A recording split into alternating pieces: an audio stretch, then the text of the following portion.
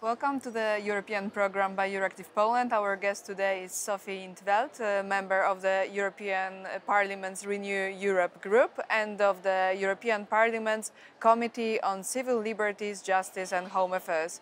Great to have you here, Sophie.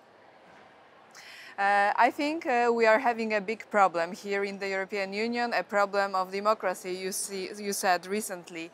Would you explain us what's the nature of the problem? Where to start? Well, we can see that in several member states there's a problem of not just democracy, but the democratic rule of law.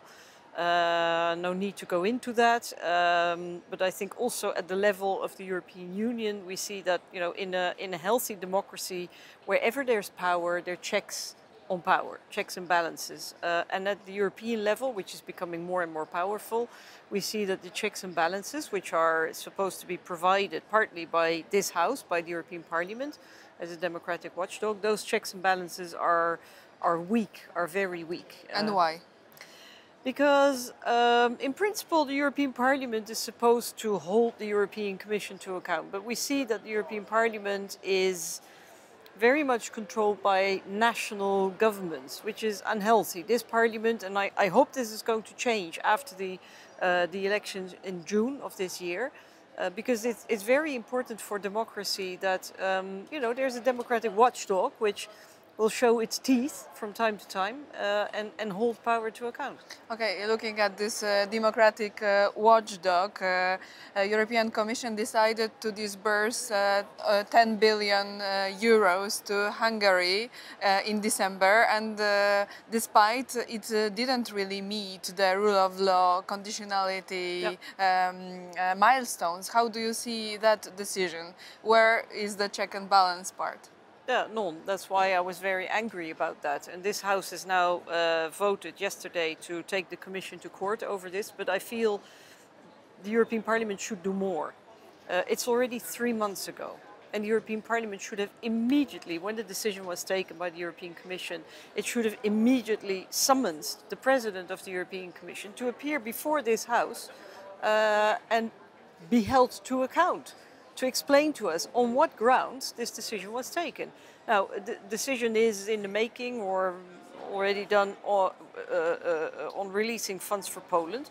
Now, I may like that or I may not like that. That's not the point. The point is can it be objectively and in a neutral manner be justified? I mean, this is a matter of trust. We may get other countries, if we're looking at Slovakia, under the new Fico government, Slovakia is going exactly in the wrong direction. It is, Fico is even more rapidly destroying the democratic rule of law than Orban did. So we may be looking at a situation where funds for Slovakia will also be frozen and maybe at some point unfrozen. I mean, you need a proper verifiable justification for that kind of decisions. And what the Commission is doing, saying, oh no, nobody has access to that analysis. I mean, what are we supposed to think? I mean, it creates the impression that the rule of law is something that you can negotiate about, that there can be a trade-off. And I think that is absolutely devastating for trust in the European Union. But there are different values that are very important for the European Union. It's not only rule of law regulations, but it's also, for example, support for the Ukraine and having Ukraine integrated with the European Union. So probably it stood behind December's decision to disperse the 10 billion funds. Yeah, okay, but I belong to those who feels that there is, that support for Ukraine should be more, should be faster. I think the accession of Ukraine to the European Union should be a lot faster. And we need unanimity for that. Yes, but at the same time, what you're doing now is you're rewarding extortion. And extortionists are never going to be satisfied. He will do it again and again and again. We see now that with, I'm no fan of Mark Rutte, but Mark Rutte is the Dutch candidate to be Secretary General of NATO. Everybody agrees, or most people agree in any case. And what do we see? Orban has already said, oh, I'm going to veto this. He does it all the time. He will not stop. And then I think, if I see how the European Council, the member states are very good at finding their way around treaties. Like, for example, There's an agreement with Turkey, an agreement with the dictator in Tunisia about migration. It has absolutely no legal basis. Okay, so we object to that, but they say no, we can do this because it's important. Well, do the same for Ukraine. And I think the point is that because every time they're giving in to extortion, to blackmail, it will haunt you. And what about this Polish example that you already mentioned? We got also disbursed 137 billion euros from cohesion and recovery funds.